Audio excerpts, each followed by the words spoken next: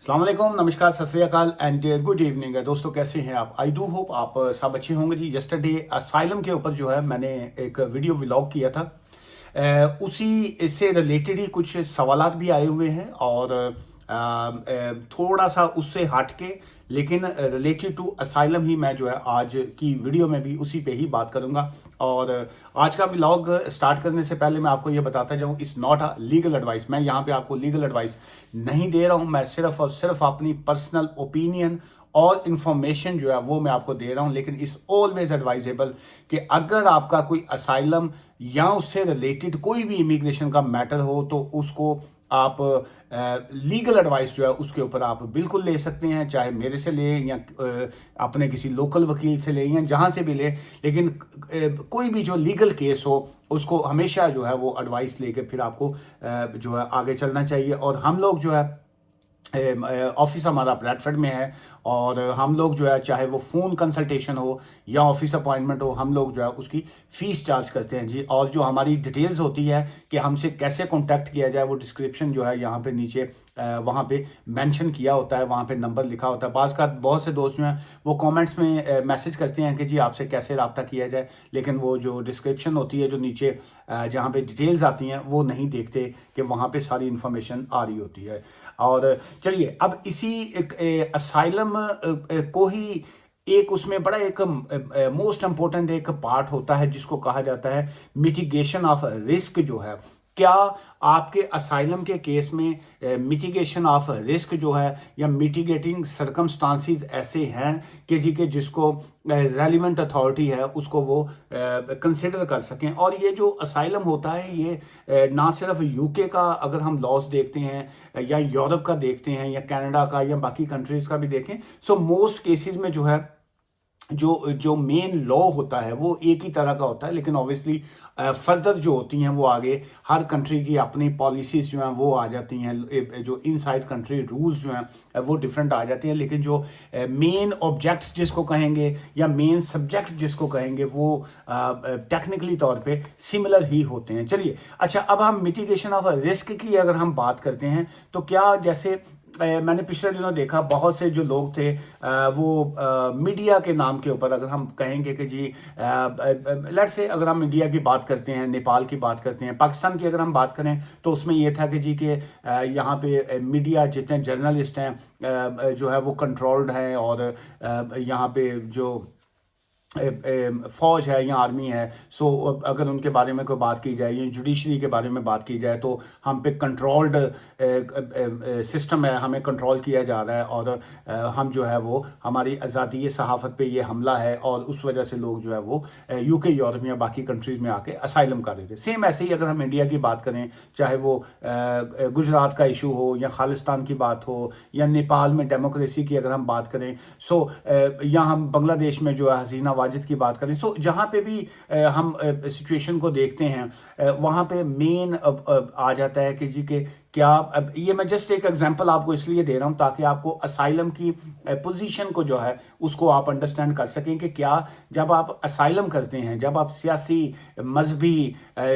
या अपने किसी पर्टिकुलर सोशल ग्रुप से ताल्लुक की बेस के ऊपर जब आप असाइलम करते हैं तो क्या आपके ये जो मिटिगेशन ऑफ रिस्क वाला एलिमेंट है क्या वो आपके ऊपर प्रिवेल भी करता है कि नहीं, क्या आप उसके एलिजिबल भी होते हैं कि नहीं। ये एक बड़ा इंपॉर्टेंट पार्ट होता है इसमें। सो इसी पॉइंट को अगर हम कहें, सो कहा जाता है कि जी के हमें फ्रीडम ऑफ एक्सप्रेशन है, हम चाहें हमें कानून ने एक आज़ादी दी है कि हम अपनी आज़ादी जो राय होती है कि हमें अपनी ओपिनियन देने का हक है, फ्रीडम ऑफ एक्सप्रेशन जिसको कहा जाता है। और अगर किसी को फ्रीडम ऑफ एक्सप्रेशन नहीं मिलेगा तो वो उसके ह्यूमन राइट्स लॉ की वायलेशन आ जाएगी। और हम अगर फ्रीडम ऑफ एक्सप्रेशन हमने कहा या बोला या आर्टिकल दिया या कोई व्लॉग बनाया या कोई वीडियो में कोई ऐसी बात कह दी किसी एजेंसी के ख़िलाफ़ तो वो हमें जो है वो नुकसान देंगे। सो हम उनसे डर के जो है यहाँ पे आके बैठे हैं ताकि हम असाइलम करें और अपना जो है वो ये हमारा लीगल राइट बनता है। लेकिन यहाँ पे ये जो मिटिगेशन ऑफ रिस्क है उसकी मैं इसलिए बात कर रहा हूँ कि क्या ये वाकया ही आपका जो है फ्रीडम ऑफ एक्सप्रेशन है। क्या ये कहीं ऐसा तो नहीं कि जी कि आप उस फ्रीडम ऑफ एक्सप्रेशन का मिस यूज़ कर रहे हों, उसका आप इस्तेमाल जो है वो गलत तरीके से कर रहे हों, क्या ऐसी फ्रीडम ऑफ एक्सप्रेशन की परमिशन है? बिल्कुल नहीं है। सो अगर कोई शख्स जो है वो ये समझता है कि उसको जो है फ्रीडम ऑफ एक्सप्रेशन है, वो चाहे कुछ भी किसी भी गवर्नमेंट के ख़िलाफ़, किसी भी अदारे के ख़िलाफ़, किसी भी, चाहे वो फ़ौज हो, चाहे वो आपकी जो अदलिया हो, जुडिशरी हो, या आपका कोई अथॉरिटीज़ हों, या किसी के ख़िलाफ़ भी अगर आपको ये राइट्स हक हैं कि आप जो है फ्रीडम ऑफ एक्सप्रेशन का नाजायज़ फ़ायदा उठाने की कोशिश करेंगे, और क्या एजेंसीज़ को ये राइट नहीं है कि वो आपके ख़िलाफ़ पर्चे दर्ज करें, FIR दर्ज करें, या आपको अरेस्ट करें, और वहाँ पे अगर आप निकल के ये कहते हैं कि ये मेरा एक राइट था, मेरे इस राइट्स की वायलेशन हुई है, सो मैं ऑन द बेसिस ऑफ उसी राइट्स जो है मैं असाइलम क्लेम कर रहा हूँ, और मेरा ये ह्यूमन राइट्स है तो मुझे मेरा असाइलम एक्सेप्ट होना चाहिए। बिल्कुल नहीं होता है इस तरह के केसेस में। उसकी वजह यह है कि एक स्टेट जो होती है, आप स्टेट के ख़िलाफ़ जिस वक्त बगावत करते हैं या इस तरह की चीज़ें क्रिएट करते हैं, सो स्टेट और स्टेट का ताल्लुक़ होता है, गवर्नमेंट टू गवर्नमेंट जो होता है वो रिलेशनशिप होते हैं एक कंट्री के दूसरे कंट्री के साथ, उनकी इंटरनेशनल पॉलिसीज़ के ऊपर, उनकी जो वजारतें होती हैं, चाहे वो जो है इंटीरियर मिनिस्ट्री हो या एक्सटीरियर मिनिस्ट्री हो, सो एक कंट्री टू कंट्री एक रिलेशनशिप होता है। लेकिन आप स्टेट टू स्टेट जो होता है, स्टेट वहीं की वहीं रहती है, लेकिन जो गवर्नमेंट होती है वो आती जाती रहती है। सो इस वजह से ये अगर कोई शख्स स्टेट के ख़िलाफ़ बगावत करते हुए इस तरह की चीज़ें करके दूसरे कंट्री में जाके फ्रीडम ऑफ एक्सप्रेशन या इस तरह की चीज़ों के ऊपर असाइलम क्लेम करता है, तो वो बिल्कुल एक्सेप्ट इस सेंस में नहीं होती। जहाँ पे आप अगर गलत होते हैं, फ्रीडम ऑफ एक्सप्रेशन के भी एक लीगल राइट्स होते हैं, तो क्या आपने वहाँ पे अपने फ्रीडम ऑफ एक्सप्रेशन का नाजायज़ फ़ायदा उठाया, तो वहाँ पे आपका असाइलम जो है वो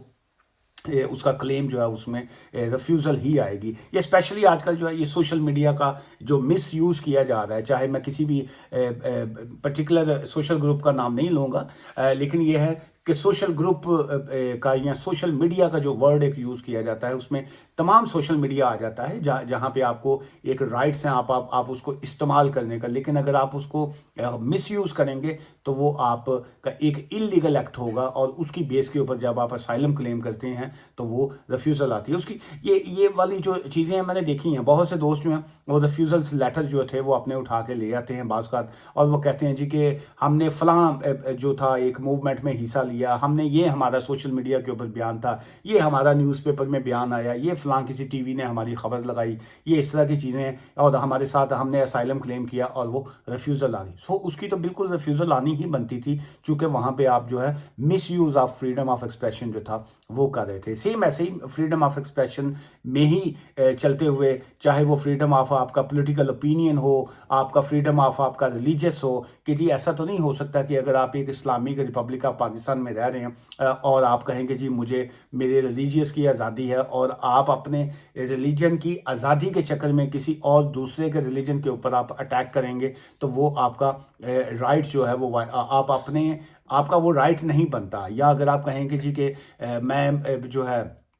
मेरे पे गोश्त खाने की जो है वो पाबंदी है, या मैं जो है वो एज अ मुस्लिम जो है मेरे राइट्स बनते हैं, लेकिन अगर आपका राइट बनता है बिल्कुल आप खा सकते हैं, आपका राइट है, लेकिन क्या आप ऐसे हिंदुओं के एरिया में जहाँ पे आप उनके सामने जो है उनको क्या कहेंगे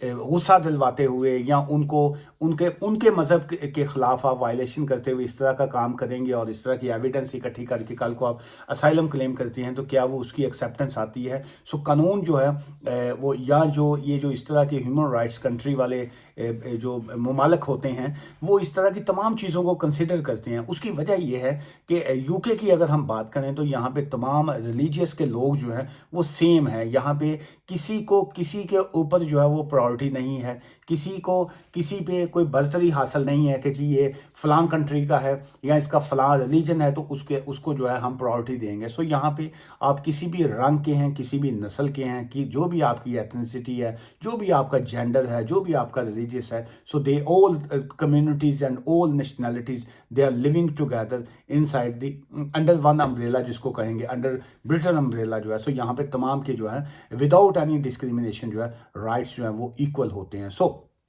मैं आज इसी जो पॉइंट था मिटिगेशन ऑफ रिस्क जो है असाइलम केसेस, मैं उसी पे बात करना चाह रहा था। इसी से रिलेटेड जो है असाइलम के रिलेटेड ही आपके पास कोई कमेंट्स हो पॉजिटिव तो उसको नीचे आप ज़रूर मेंशन कीजिएगा। टुमारो जो है कल ये जो ट्रैफिकिंग